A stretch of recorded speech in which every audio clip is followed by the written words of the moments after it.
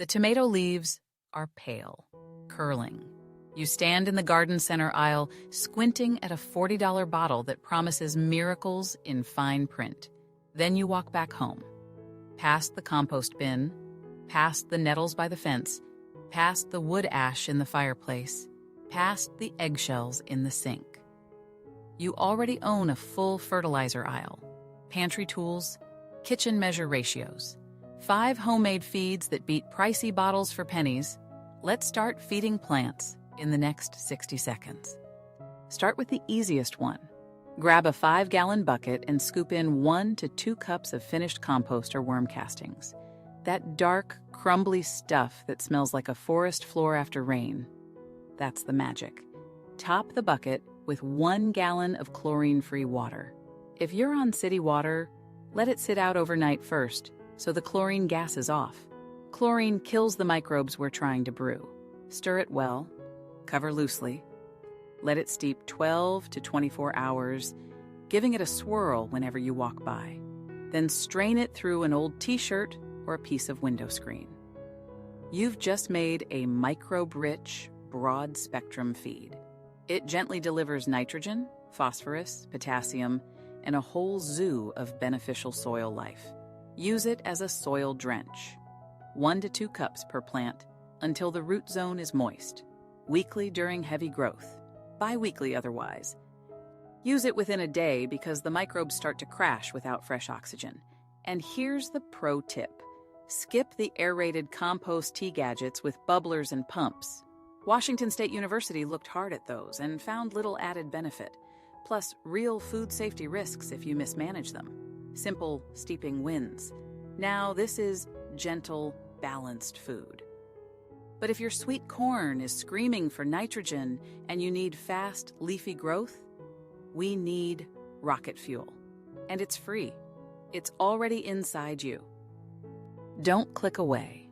This is the most studied, most ancient fertilizer on Earth. And the Rich Earth Institute has spent years proving it's safe and effective when used right.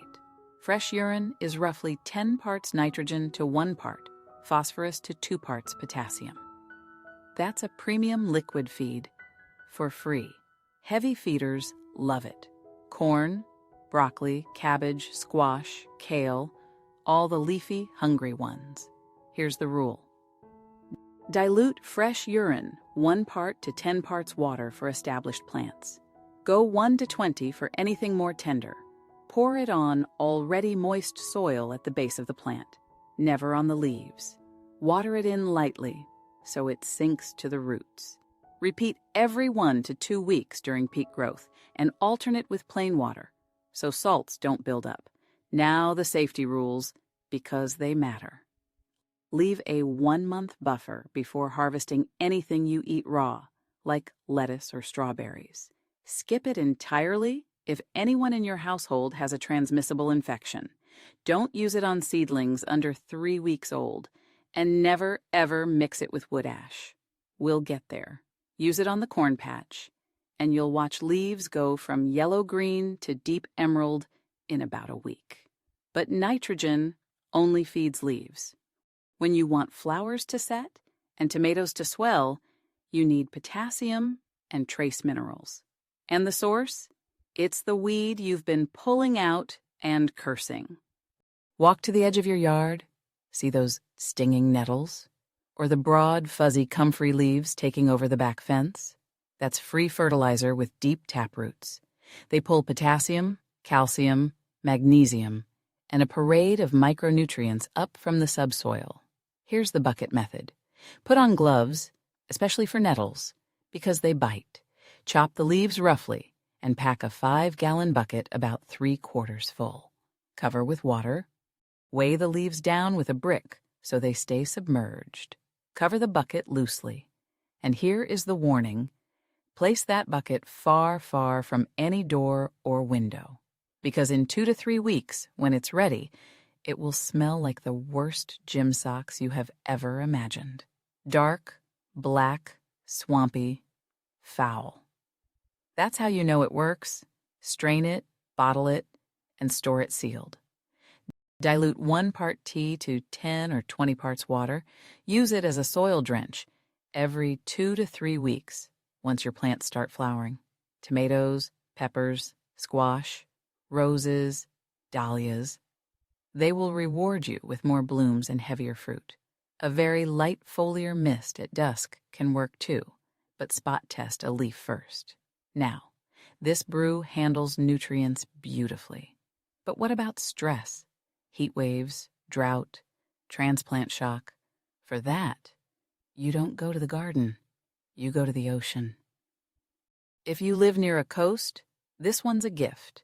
Seaweed contains a broad sweep of micronutrients you simply cannot find in most garden soils, plus natural plant biostimulants, compounds that act like hormones, telling roots to grow longer and cells to hold up under stress. This is what those expensive kelp extracts in the garden center actually are. You can make your own. First, check local rules. Many beaches allow you to collect cast-off seaweed from the high tide line, but some don't. Once you've got a basket of it, rinse it thoroughly. I mean, really hose it down to get the salt off. Salt is the enemy of soil. Chop it up, pack it into a bucket, cover with fresh water, and let it soak 1 to 2 weeks.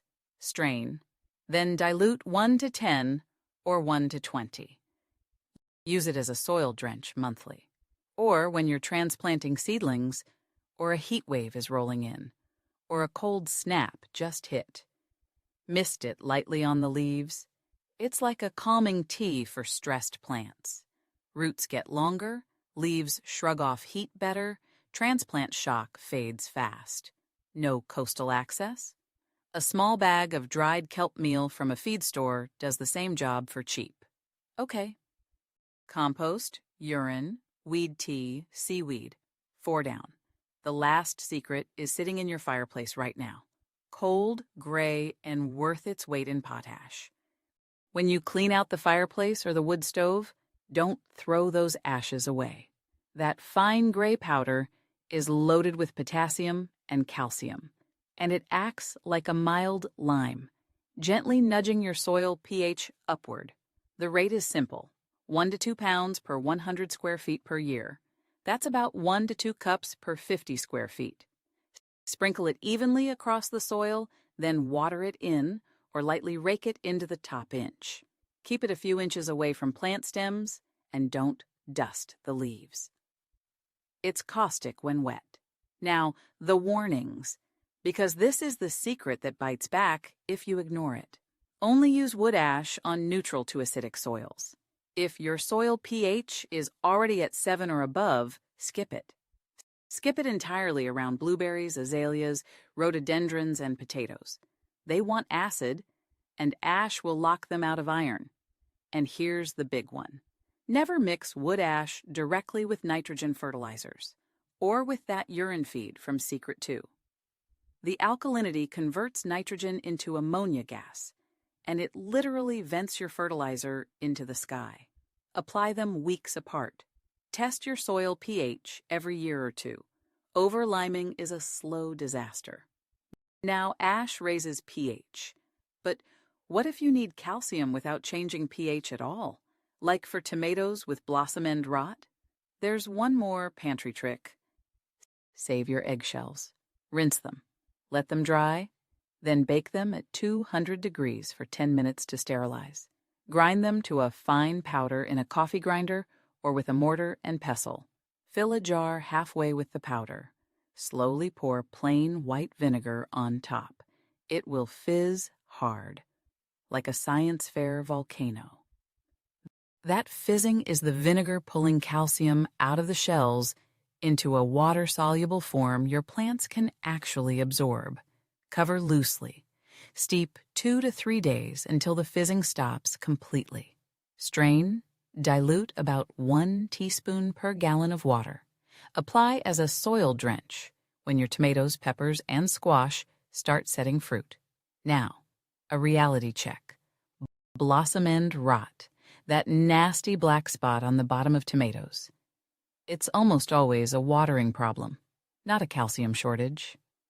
Inconsistent moisture stops calcium from moving up the plant, so fix your watering first. Mulch deeply, water evenly. Then, and only then, does this calcium shot make a real difference. So walk past that $40 bottle. Walk past the whole aisle. Your yard, kitchen, and fireplace are already stocked. Start today. Brew the 24-hour compost extract this afternoon. Then rotate urine for leafy crops, nettle or comfrey for blooms, a monthly seaweed tonic for resilience, and a careful sprinkle of wood ash where pH allows. Add the eggshell shot only if a soil test confirms you need it. Pennies, not bottles. Your plants won't know the difference.